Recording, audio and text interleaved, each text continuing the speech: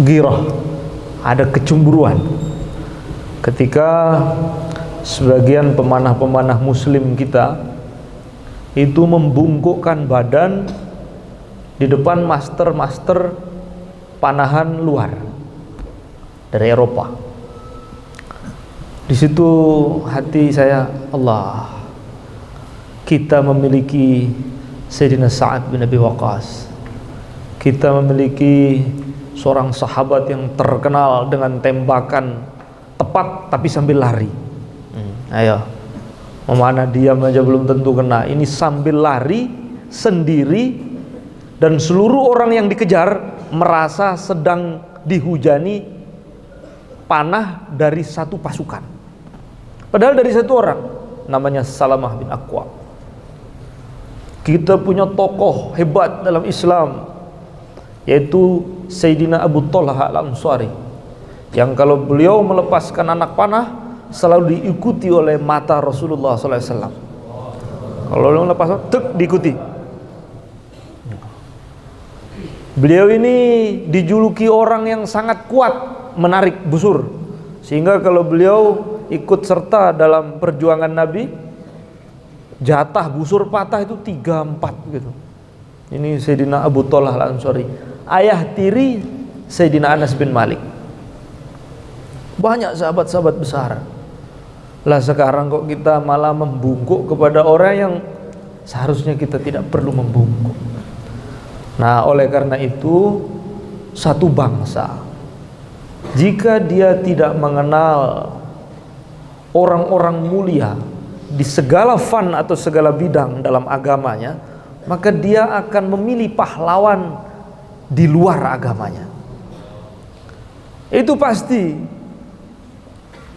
Maka anak-anak kita, pemuda-pemuda kita, kita isi terlebih dahulu tentang sirah, tentang manakib, seperti apa kehebatan, keberanian para pejuang-pejuang Islam dahulu dalam menjaga Islam ini. Sehingga akhirnya anak-anak kita itu, sebagian anak-anak kaum muslimin teracuni dengan menjadikan pahlawan yang sebenarnya pahlawan itu dicipta, fiktif, nggak ada, kosong. Batman nggak ada wujudnya, nggak ada. Sehingga mereka itu mengidolakan hal yang bersifat mimpi, hasil halusinasi orang-orang tukang hayal. Nah, ini mimpi buruk kita di akhir zaman. Sehingga kalau kita tanya anak kecil zaman sekarang, kamu kenal Spiderman? Oh iya, itu digigit serangga, digigit laba-laba, terus jadi hebat. Tapi kalau ditanya, oh kamu kenal seorang pemanah handal di zamannya, namanya Zaid bin Khair? Tidak tahu. Nah, maka sudah menjadi sunnatullah, kebaikan itu akan bisa dilestarikan kalau dijaga.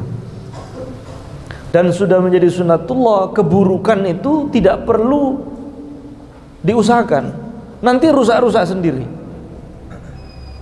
Jadi kalau mau ngerusak itu tidak perlu dirusak, dibiarkan maka akan rusak-rusak sendiri. Itu sudah sunnatullah. Antum punya motor, kalau pingin rusak tidak perlu ditabrakkan, dibiarkan saja, nggak dirawat, maka dia akan rusak. Berbeda dengan sesuatu yang ingin diperbaiki. Nah, perbaikan itu butuh usaha. Perbaikan itu butuh usaha. Maka untuk menjaga umat ini agar iman, agar sunnah, agar ilmu, agar Quran ini terjaga, butuh usaha. Membangun pondok pesantren, belajar, buat program, mensiarkan, menulis. Upaya-upaya ulama terdahulu dalam menjaga agama ini sampai tingkatan, kalau kita baca kitab-kitab tarikh itu membuat mata kita terbelalak, luar biasa. Kalau mau rusak, ya nggak dibahas, nggak digubris, nanti hilang-hilang sendiri. Hilang-hilang sendiri. Nah, ini saya memulainya dari mana saya juga nggak tahu ini. Ini nanti apa yang mau yang dibahas? Ini saya menitik beratkan pada fadilah. Pokoknya apa yang lewat di kepala saya itu. Terus yang kedua, ada masail, ada tanya jawab seputar panahan, ada? Ya khair. Nanti prakteknya sepertinya yang munasib di luar ya, gitu ya. Ini saya sudah bawa ini kawan-kawan yang bersahabat lama dengan malaikat, ya. Dalam sebuah hadis, yang malaikat itu selalu hadir jika orang tengah bermain dengan permainan syar'i ini. Ada 3, ya.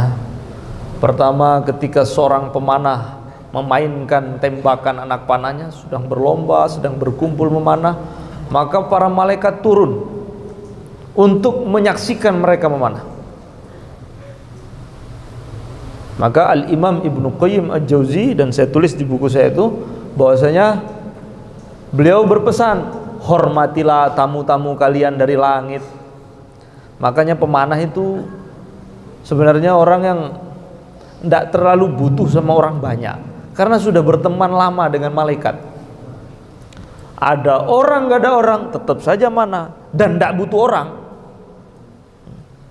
karena sudah berteman lama sama malaikat. Maka Imam Ibnu Qayyim mengatakan, ingat kalian wahai para pemanah, hormati tamu-tamumu dari langit, yaitu para malaikat. Pakai minyak wangi, berwudulah, karena sifat orang mulia selalu menghormati, memuliakan tamu-tamunya, terutama tamunya yang khusus, yaitu para malaikat. Sebagian ulama ada yang mengatakan, malaikat ini bukan malaikat sembarangan, tapi Allah Subhanahu wa ta'ala menciptakan malaikat khusus yang hanya turun ke muka bumi menghadiri orang-orang yang sedang memanah. Jadi sebelum viral panahan di Indonesia, malaikat-malaikat itu belum pernah turun itu. Jarang sekali turun itu, ya. Jarang sekali turun. Nah, sekarang di bumi kita Indonesia sedang semarak panahan.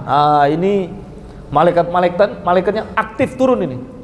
Nah, aktif turun. Nah, maka para ulama mengatakan kalau memanah, ya, jangan membawa hal-hal yang baunya tidak sedap. Karena malaikat itu tidak suka dengan bau yang tak sedap. Maka sebaiknya seorang pemanah itu menjaga bau badannya, pakai minyak wangi, karena itu membuat malaikat jadi betah di situ. Yang kedua, hindari ada gambar atau anjing. La tadkhulul malaikah baitan fihi kalbun wa taswir. Taswir itu lebih dekat ke lukisan, ya.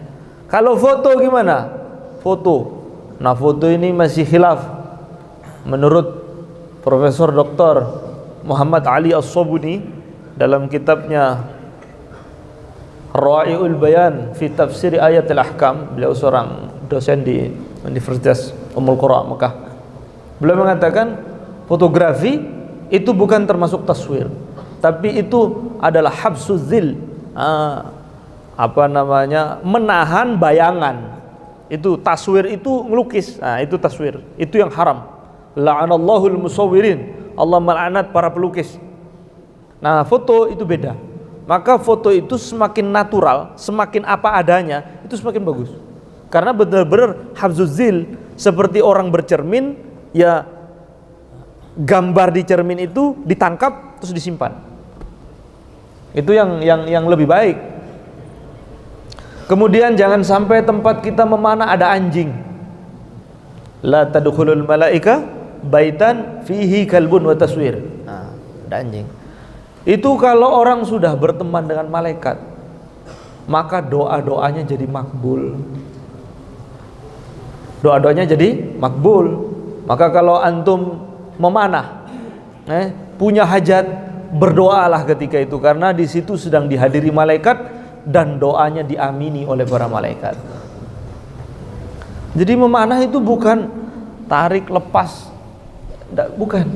Nah, antum semua ini para santri, ini saya lihat pondok-pondok pesantren itu punya tantangan tersendiri dalam pondok. Ini anak-anak santri ini kalau zaman saya dulu ya nggak ada HP, nggak ada apa. Ini anak-anak kita di pondok pesantren, tantangan terbesar mereka sekarang adalah media atau unit yang namanya HP ini. Maka dengan adanya olahraga memanah ini, itu bisa menekan hal itu di dalam pondok pesantren, karena mereka sibuk dengan, biasanya mereka itu baca, beli komik atau beli apa, ngobrol segala macam. Dengan kalau panahan ini disosialisasi di dalam pondok, akhirnya mereka bangun tidur, sholat, ini sudah ngelurusin anak panahnya, ngecek busurnya, disiapkan tempat memanah yang aman. Jangan sampai tembok pondok, apalagi pondoknya pondok wakaf, ini minta ikhlasnya susah, ini wakaf masalahnya. Nah, itu hati-hati, harus di tempat yang betul-betul aman sekali. Ini dilihat dari segi mereka teralihkan. Ini karena mereka ini tidak mendapatkan hiburan di dunia nyata, akhirnya mereka melompat mencari hiburan ke dunia maya. Dan menurut saya, game dunia maya itu adalah narkoba dalam bentuk lain. Game itu narkoba dalam bentuk lain, karena dia ada unsur nagih. Sampai level ini dia pingin terus, tidak ada habisnya, akan terus itu. Maka dengan memanah ini mereka menemukan rasa kenikmatan, game dunia nyata, berpahala, dekat dengan malaikat, hobinya orang-orang soleh. Nah, teman-teman yang dirahmati Allah Subhanahu wa taala, nanti ini mungkin antum semua itu langsung aja saya mau lihat. Ini saya bawa banyak ini ya. Nanti yang pelayan ilmu, yang pewaris, nanti antum lihat nanti seperti apa tembakan-tembakan yang diwarisi oleh para imam-imam memanah kita. Jadi dulu pada zaman Sayyidina Sa'ad bin Abi Waqqas, nah ilmu ini diturunkan kepada putri beliau namanya Aisyah, diturunkan kepada putra beliau namanya Ibrahim, cucu beliau namanya Ibrahim bin Ya'qub bin Sa'ad bin Abi Waqqas. Kemudian diturunkan juga kepada tabi'in, orang-orang generasi setelahnya. Di antara mereka ada yang bernama Imam Abu Hashim Al-Bawardi. Beliau ini termasuk seorang imam pertama dalam Islam, pendiri mazhab pertama dalam Islam, dalam disiplin ilmu manah. Ada namanya Imam Tahir Al-Balkhi, ada namanya Imam Ishaq Ar-Rafa. Semuanya ini berasal dari Khurasan. Kemudian muncul imam-imam setelahnya yang merangkum seluruh mazhab itu, namanya Imam Abdurrahman bin Ahmad At-Tabari. Terus mata rantainya ilmu ini dilestarikan hingga muncullah ulama pada zaman dinasti Mamluk, namanya Al-Imam Ibnu Qayyim Al-Jauzi. Ini Imam Ibnu Qayyim Al-Jauzi ini termasuk ulama talenta, segala bidang hebat. Aneh saya, di bidang hadis hafal 100.000 hadis, di bidang tafsir pakar tafsir. Coba apa yang nggak hebat itu Imam Ibnu Qayyim Al-Jauzi? Bidang kedokteran punya kitab Tibbun Nabawi. Lintas teologi itu Imam Ibnu Qayyim punya kitab teologi membahas tentang Kristen. Apa aja hebat. Dalam urusan rohani beliau punya kitab namanya kitab Ar-Ruh, hanya membahas urusan roh. Namun karya beliau yang sangat monumental namanya kitab Zadul Ma'ad. Itu termasuk kitab sirah nabawiyah yang lengkap. Bahkan Al-Habib Abdullah bin Alwi Al-Haddad beliau mengatakan, seandainya aku memiliki naskah kitab Zadul Ma'ad Ibnu Qayyim, aku akan bagikan kepada seluruh santri yang ada di Tahrim ini. Nah, di antara kitab beliau, di antara sekian banyak, beliau juga ternyata ahli memanah, ahli furusiah. Di antaranya beliau mengarang kitab namanya kitab Al-Furusiyah Al-Muhammadiyah.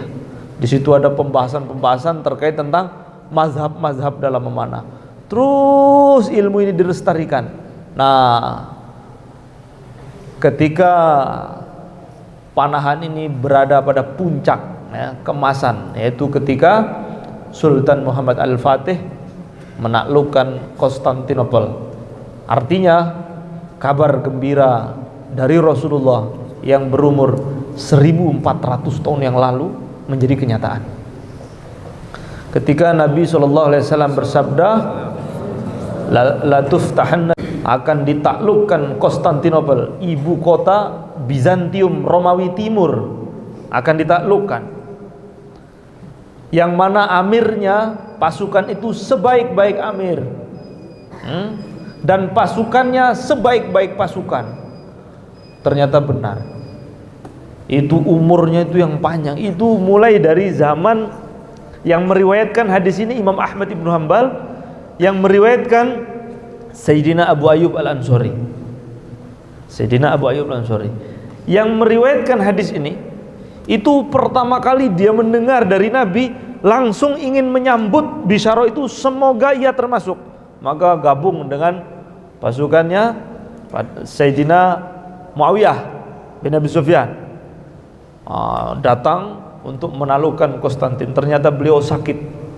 Maka dalam keadaan ditandu, beliau berpesan, kalau saya wafat, jangan bawa pulang saya ke Madinah, kuburkan saya di tembok Konstantin itu. Betul, beliau Sayyidina Abu Ayyub Al-Ansari wafat. Beliaulah yang meriwayatkan hadis akan ditaklukkan Konstantinopel, ibu kota Bizantium Romawi Timur. Maka itu Kaisar Romawi itu ketawa. Hei kalian orang Islam, kalian ini berani sekali menguburkan orang istimewa kalian di sini. Nggak takut saya gali, saya keluarkan? Maka Sayyidina Muawiyah bin Abi Sufyan bilang, sekali kamu sentuh kubur ini, maka tidak akan pernah terdengar lagi lonceng gereja seluruh dataran Eropa saya ratakan. Coba aja sentuh. Maka sampai sekarang makamnya Sayyidina Abu Ayyub Al-Ansari itu masih terjaga. Saya waktu ke Turki, saya sempat ziarah ke makam Sayyidina Abu Ayyub Al-Ansari. Setelah zaman Sayyidina Abu Ayyub Al-Ansari, berganti generasi, ganti generasi, ingin mendapatkan kabar gembira pimpinan pasukan yang menaklukkan Konstantinopel itu sebaik-baik amir, dan pasukannya sebaik-baik pasukan, dari generasi ke generasi, tapi selalu gagal. Karena Konstantinopel itu sangat strategis sekali. Jadi secara geostrategi memang sulit ditembus, itu persoalannya. Maka itu ada seorang kaisar Prancis namanya Napoleon Bonaparte itu. Napoleon itu mengatakan, seandainya dunia ini adalah negara, maka yang paling pas jadi ibu kotanya adalah Konstantinopel. Konstantin itu sebenarnya nama kaisar, ya, nama kaisar, dinamakan nama kota.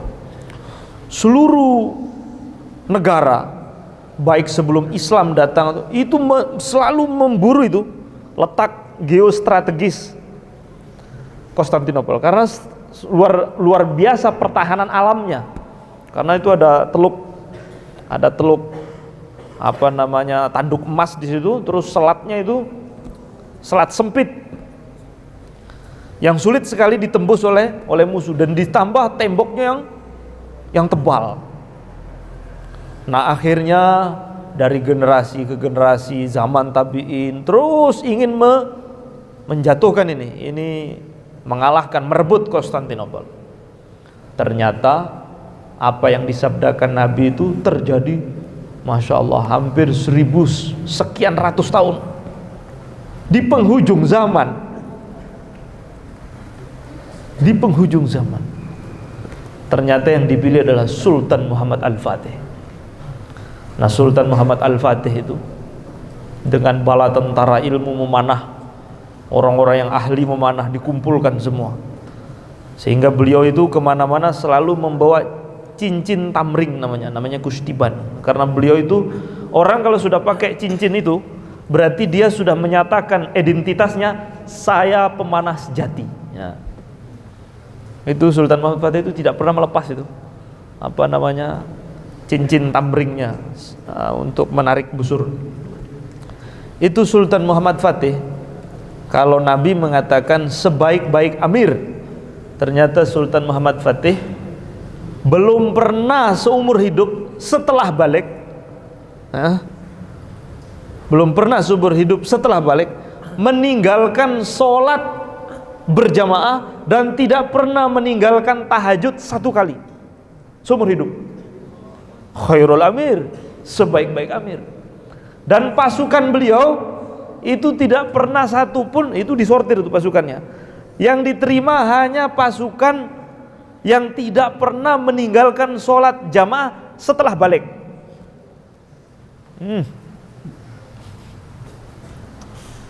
Ayo. Jadi betul-betul sebaik-baik pasukan. Karena apa? Nah, kekuatan seseorang itu bukan hanya dari kekuatan luar, tapi dia harus memiliki kekuatan dalam, yaitu hubungan hati dia dengan Allah Subhanahu wa taala.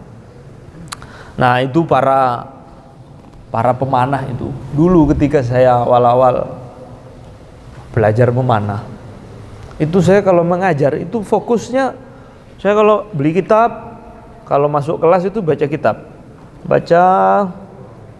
setelah baca kitab masuk kelas, saya akan menerangkan apa yang saya hafal. Setelah saya memanah, saya bisa bagi fokus saya itu, saya bisa bicara depan orang tapi sambil baca kitab. Nah, enggak boleh. Dan ilmu saya enggak boleh itu. Saya hafal, enggak boleh. Itu sombong sekali ulama ini. Ya. Harus merendah, tawadhu. Maka salah satu muridnya berdiri, demi Allah, kehebatanmu dalam ilmu melebihi kehebatanmu dalam memanah. Yang ketiga, setiap aku minum air zam-zam aku minta surga, kata beliau. Pernah suatu hari Imam Syafi'i jalan sama muridnya, jalan. Tiba-tiba lihat ada seorang pemanah, ada anak muda sedang latihan nembak. Ditonton oleh Imam Syafi'i, dilihatin. Bagus sekali tembakan dia ini. Jadi Imam Syafi'i itu lihat tembakan pemuda itu kagum. Bayangkan sekelas Imamul Azam, orang ilmunya itu berhenti memanah, lihat, ditonton. Bagus tekniknya, tembakannya bagus. Terus bilang kepada murid beliau, bawa duit nggak? Bawa tuan. Berapa? 3 dinar. 3 dinar itu 6 juta kan? Ya. 12 juta. Nah, 12 juta ya. Nah, 3 dinar 12 juta. Terus bilang begini, ini 3 dinar kamu kasih ke anak itu. Terus bilang sama dia, saya minta maaf, saya cuma bisa beri segitu. Bayangkan. Jadi ulama terdahulu ngelihat anak muda latihan tembakannya bagus, itu hadiahnya itu bukan lomba. Itu hadiahnya 12 juta. Itu pun cuman bawa segitu gitu. Kalau ada lagi lebih banyak lagi. Seperti itu perhatian ulama-ulama dengan pemuda yang latihan memanah.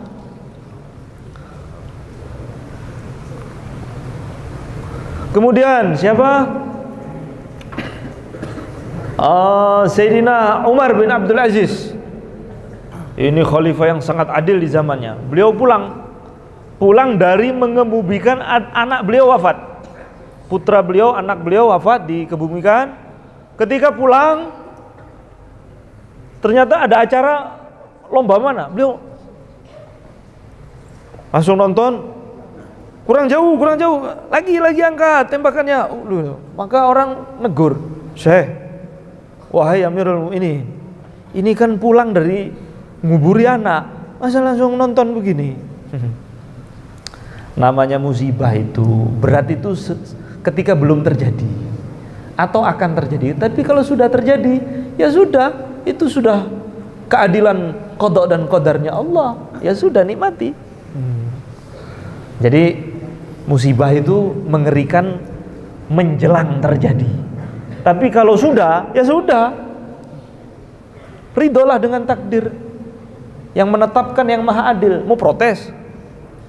Yang menetapkan maha tahu dan maha adil. Nah, itu yang dicontohkan. Maka beliau nonton panahan malah. Ayo, Sayyidina Umar bin Khattab radhiyallahu ta'ala anhu.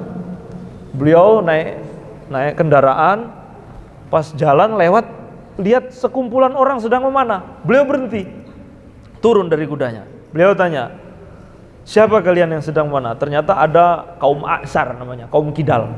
Jadi ada di sini, belum pernah ada di Indonesia setahu saya klub khusus Kidal. Zaman Sayyidina Umar ada namanya kaum Aksar namanya, kaum Kidal. Ini mereka terkenal kuat dalam narik busur. Nah ini Sayyidina Umar ikut nimbrung, berdiri di belakang. Kemudian beliau mengatakan, tajawaz, tembakan anak ini pasti lewat ini. Beliau bisa memahami sudut tembakan orang. Ini terlampaui ini. Ini qasar, nggak kesampean. Qasar, dia ini nggak kesampean. Tajawaz, oh itu lewat itu. Asab, kena itu. Akhta, luput. Semua tembakan orang dikomen semua sama beliau. Betapa perhatiannya Sayyidina Umar bin Khattab terhadap orang-orang yang sedang memanah. Itu Amirul Mukminin. Itu Amirul Mukminin. Kemudian yang tertinggi yaitu Sayyidul Anbiya wal Mursalin, yaitu ketika melihat beberapa sahabat, sekelompok sahabat yang sedang memanah dari kalangan Bani Aslam. Maka beliau mengatakan, urmu fa inna abakum kana ramiyan. Wahai orang-orang Arab, memanahlah karena leluhur kalian yaitu Nabi Ismail adalah seorang pemanah. Urmu wa ana ma'akum. Nah kemudian beliau wa ana ma'a bani fulan. Beliau ikut lomba. Jadi ada dua grup. Nah, beliau bilang saya ikut grup ini. Nah, beliau ikut. Ketika mau dilanjut, itu kelompok yang menjadi lawan itu tidak mau memanah, ditahan. Maka Nabi tanya, loh kenapa nggak nembak? Maka dari kelompok yang menjadi lawan grupnya Nabi, ada Nabi di situ, itu bilang, bagaimana mungkin kami melepaskan tembakan ya Rasulullah? Di situ ada engkau. Di situ ada engkau. Nah, sebagian ulama mengatakan maksudnya di situ ada engkau. Ini jelas tidak mungkin kalah. Karena di mana ada kelompok kok ada Nabi di situ, pasti menang. Bahkan sebagian ulama mengatakan, ya, kapan di suatu kelompok kok di situ ada ahlul baitnya, ada orang Arab, ada orang Quraisy, nanti beruntung itu, menang nanti. Jadi kehadiran Nabi itu difahami oleh saya. Oh kalau sudah ada Nabi jelas menang, nggak perlu dilawan, pasti kalah sudah. Nah berlomba sementara meyakini pasti kalah itu kan dianggap tidak sah. Maka bagaimana memanah? Di situ ada engkau ya Rasulullah, jelas menang. Nah sebagian ulama yang lain mengatakan mereka takzim. Wah berarti lawan Nabi, nggak berani. Nah ini pendapat yang kedua. Namun Nabi tutup dengan perkataan, urmu wa ana ma'akum kullukum. Bermanalah kalian semua. Ana ma'akum, aku berserta kalian kullukum semua. Kata para ulama, ma'iyah bersama Nabi ini tidak hanya terbatasi untuk para sahabat Bani Aslam yang ketika itu sedang mana, tapi ma'iyah bersama Nabi ini akan terus ila yaumil qiyamah. Maka ketika saya bertemu dengan salah satu guru saya, Habib Taufik bin Abdul Qadir Segaf, saya tanya, ini teman-teman memanah di Indonesia ini mau dibawa kemana? Maka beliau mengatakan, Beb, ajaklah mereka memanah dengan cara menirtibatkan hati mereka dengan Rasulullah. Karena orang itu kalau memanah ya, dengan syarat ya, guru, sanad, sumbernya pas, maka nanti yang dia rasakan semakin dia sering memanah, semakin cinta dengan Rasulullah. Karena Rasulullah sendiri yang mengatakan, ana ma'akum kullukum, aku akan selalu berserta kalian semuanya. Jadi kata-kata ma'iyah, selalu disertai Nabi ini, itu akan ada rasa kedekatan yang istimewa. Dan ini hanya bisa dirasakan oleh seorang pemanah ketika mereka itu menghitung salawat dan zikir mereka menggunakan tembakan-tembakan mereka. Nah, begitu juga antum semua yang menghafal Quran. Nah, yang menghafal Quran itu mana sambil deres itu, itu tidak akan bisa lupa itu. Karena kefokusannya terkumpul ketika itu. Dan memanah itu adalah olahraganya orang cerdas. Orang goblok nggak bisa manah.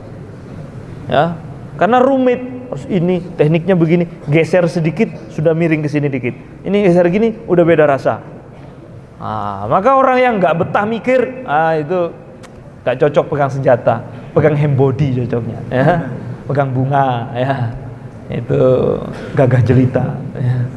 Orang-orang gagah jelita itu adalah laki-laki tapi mentalnya betina, ya, laki-laki tapi mentalnya betina. Ini namanya gagah jelita. Laki-laki itu harus menguasai senjata. Wallahu ta'ala alam bisawab wa ilaihil ma'ab. Baik, saya rasa cukup. Lebih saya tekankan ke arah praktikal saja. Anak-anak ini butuh apa yang dilihat, itu yang paling utama. Khair. Di mana nanti tempat anunya? Di lapangan. Khair. Nanti dikondisikan, disiapkan semua ya.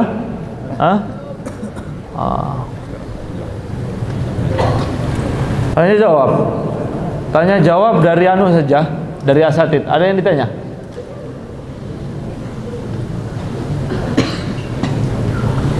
Jadi materi yang saya sampaikan tadi, seperti apa perhatian Imam Asy-Syafi'i terhadap panahan, seperti apa perhatian Sayyidina Umar bin Abdul Aziz, perhatiannya Sayyidina Umar, perhatiannya Rasulullah.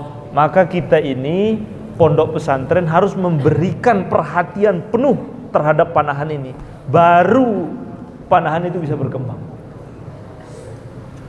Kalau Indomaret saja berani ambil keputusan buka 24 jam untuk dapat dunia, kita sudah pasti yakin dengan janji Rasulullah sallallahu alaihi wasallam, gak berani mengambil keputusan total dalam satu kebaikan, ya segitu aja, nggak akan ada peningkatan. Berani ambil keputusan sepenuhnya. Cukup ya? Gitu ya, cukup ya? Nah, kita langsung ke praktek insyaallah.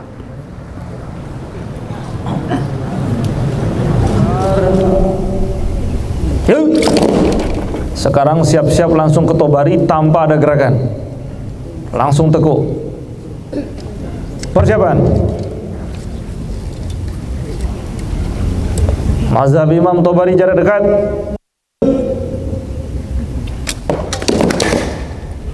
Ya. Persiapan. Arahkan. Tobari jarak jauh. Yuk.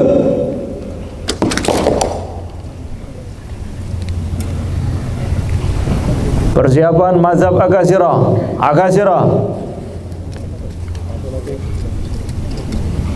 Arahkan. Makar. Yuk. Ramyul Khalaf.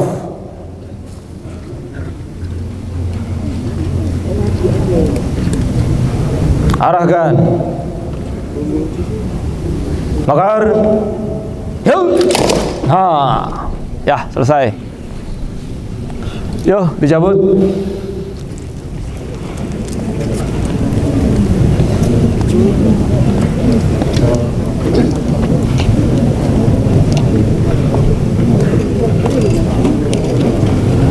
kursi itu untuk duduk. Fadhal. Duduk situ. Ayo, tak apa-apa. Oh, Pak Ujang datang. Pak Ujang sehat? Alhamdulillah. Duduk di kursi. Masya Allah. Ini pemanah senior. Datang semua di pondok antum semua. Alhamdulillah.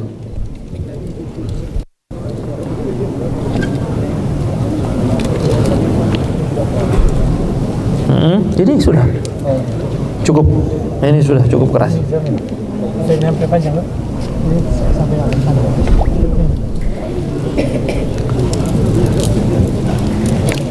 Ini busurnya busur berat, makanya dalam anunya apa?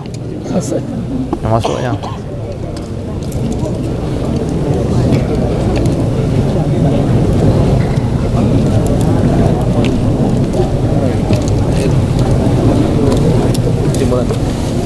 Timbul lagi, coba antum membidik dari bawah.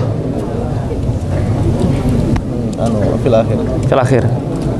Kemudian yang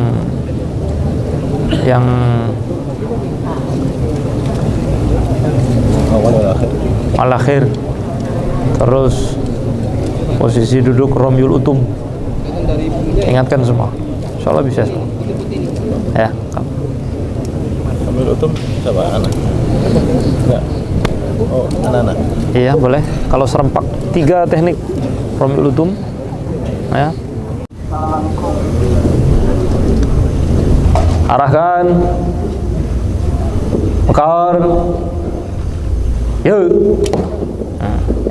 Itu dari bawah ya ke atas. Semua pemanah sudah siap. Kemudian untuk tembakan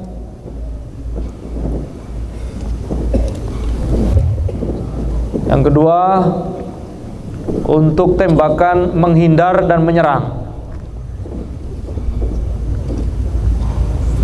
Ya, ingat kaki belakang sepenuhnya mengambil posisi. Yuk.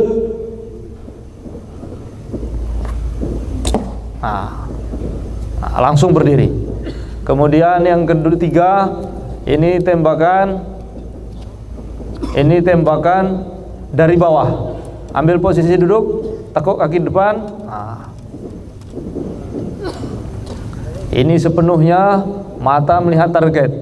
Nanti ketika tarikan penuh baru berdiri untuk tembak. Makar. Yuk. Sud. Allahu Akbar. Siap semua bergu? Siap ya? Siap ya? Ya, bismillah.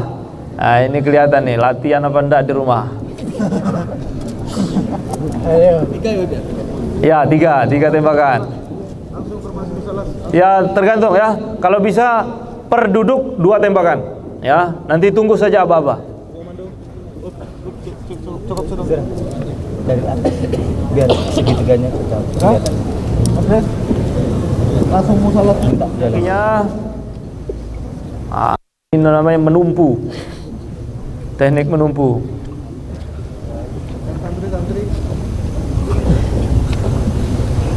Ya, persiapan.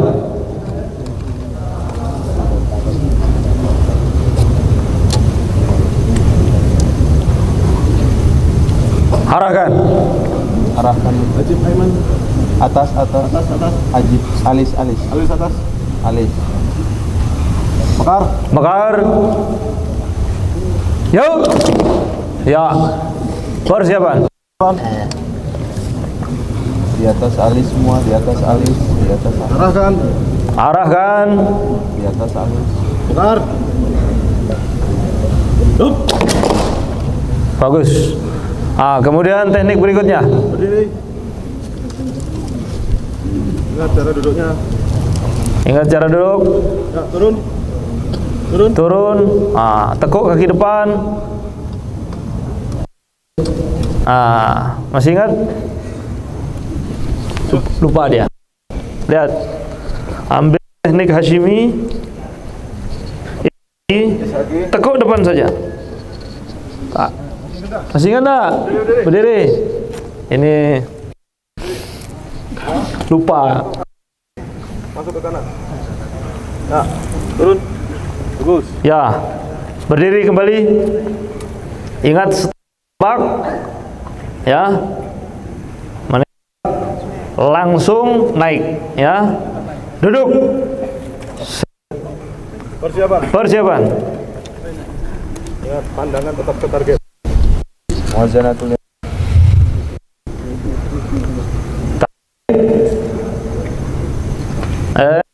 Ke bawah, arahkan, berdiri,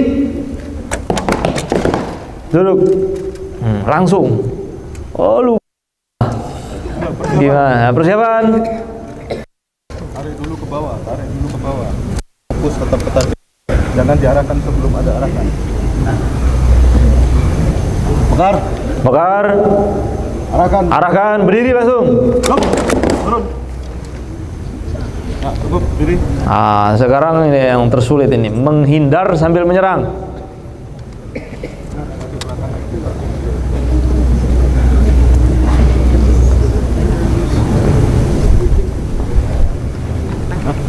Siap. Siapan. Hati-hati yang lutut kopong itu krek. Arahkan. Sambil ditarik, sambil turun. Turun. Terus. Ya.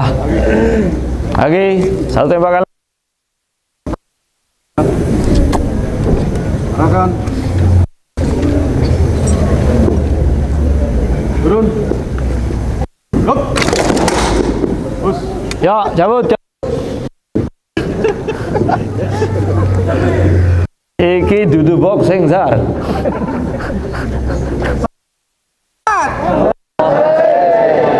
Hey. Allah. Azhar.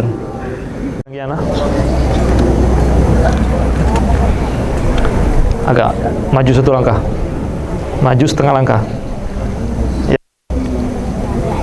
Ikuti apa-apa saya. Apa maksud saya? Intai. Persiapan. Tembak. Ya. Sekarang ambil posisi duduk. Diintai. Diintai. Ya. Ketika tembak baru turun langsung naik. Oke. Yuk. Ini cara. Sekarang teknik berdiri tapi bergerak.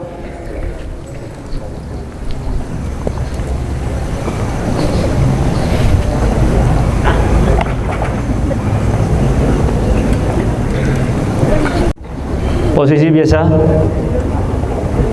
Komandan siap. Hashimi.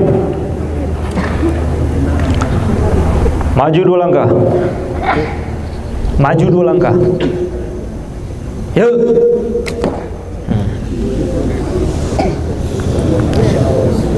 Ishaqi. Mundur 2 langkah.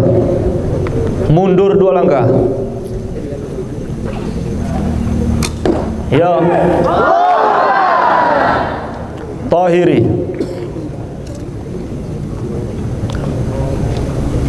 Maju dan mundur 1 langkah 1 langkah.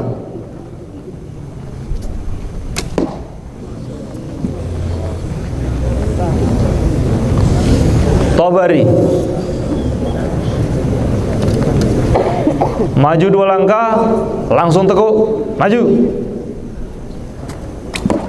Bagus. Tabari.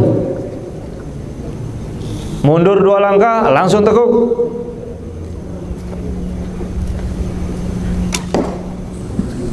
Bagus. Ramyul Khalaf. Ramyul Khalaf. Arahkan. Yuk. Ya. Bagus. Alhamdulillah. Penutup ya. Penutup agak jauh. Jauh lagi.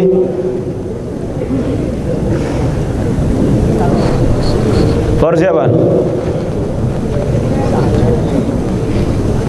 Ishaqi arahkan. Makar. Yuk. Ya. Ya, saya rasa cukup ya. Sudah cukup, insyaallah sudah larut malam.